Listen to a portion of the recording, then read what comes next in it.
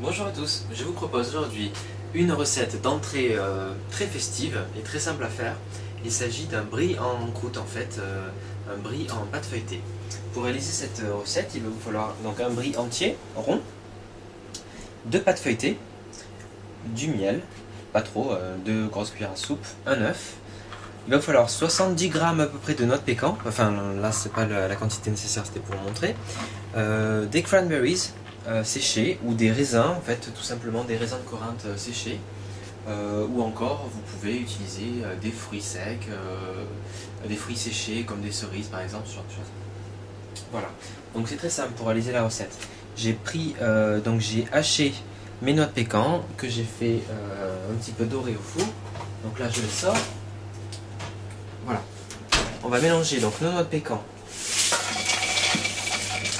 donc 70 g, avec nos cranberries séchés.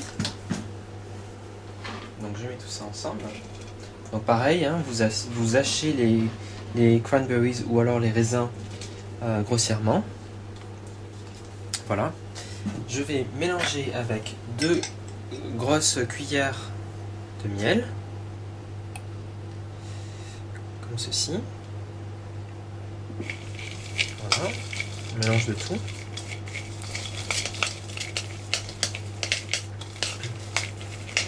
Ensuite, on va utiliser une première pâte. Voilà, donc je fais un petit peu de place. Ok, donc vous étalez votre pâte feuilletée.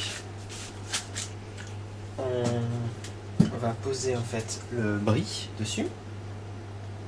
Voilà, bien au centre.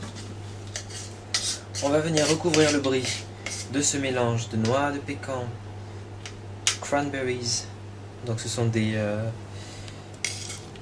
baies.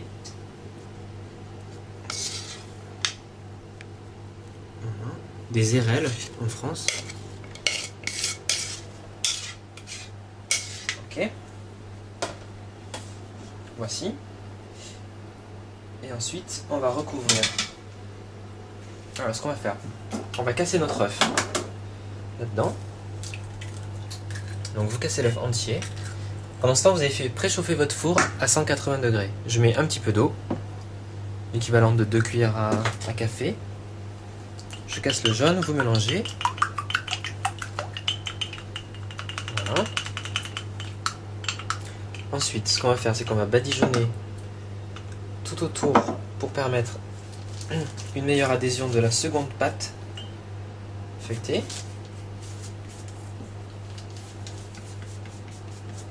Voilà.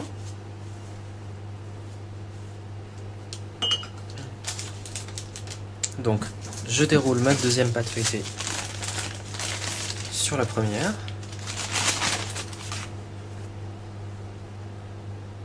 Comme ceci. Voilà. Donc on va bien venir envelopper le tout. Vous pouvez appuyer maintenant pour effectuer une sorte de jointure entre les deux pâtes.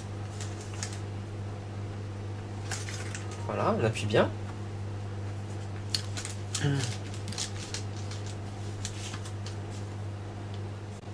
Une fois que vous avez bien serré les bords avec un couteau ou une roulette, on va découper tout autour.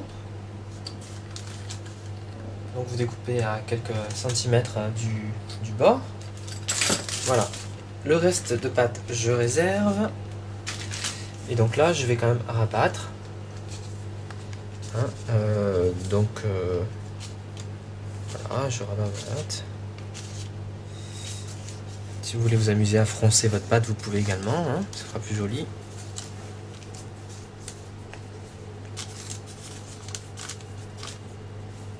Alors, voilà, ce qu'on va faire une première fois, donc on va badigeonner le tout avec notre préparation avec donc l'œuf et l'eau, ce qui donnera une belle coloration à la pâte. Donc ça peut être une façon très sympa et originale de présenter un fromage au dessert, hein, par exemple, ou une entrée au choix avec des quartiers de pommes, de la salade, des raisins frais, pourquoi pas. Une bonne idée de petite entrée pour Noël, par exemple. Voilà. Et ensuite, donc, avec le reliquat de pâte, eh bien, on va s'amuser à faire des petites formes. Donc, pourquoi pas des sortes de petits tourbillons. Comme ceci, voilà. De pâte feuilletée qu'on va venir placer, donc, pourquoi pas autour de notre tarte, enfin de notre préparation. Voilà. De tailles diverses. Voilà. Bon, je continue à faire le tour. Et puis ben, on va enfourner tout ça à 180 degrés. Pendant une vingtaine de minutes. Voilà, ben, je vous retrouve tout à l'heure. Et voilà, donc après 30 minutes de cuisson, notre brie feuilleté est prêt. Vous voyez, des petites décos, c'est sympa, ça présente bien. Voilà, il n'a plus qu'à le faire glisser dans son plat de présentation. Et à servir, voilà, parfait. Et donc à le servir avec, pourquoi pas, quelques quartiers de pomme, ou du raisin vert autour, etc. Et voilà, je vous souhaite un très bon appétit et de joyeuses fêtes à tout le monde, à bientôt.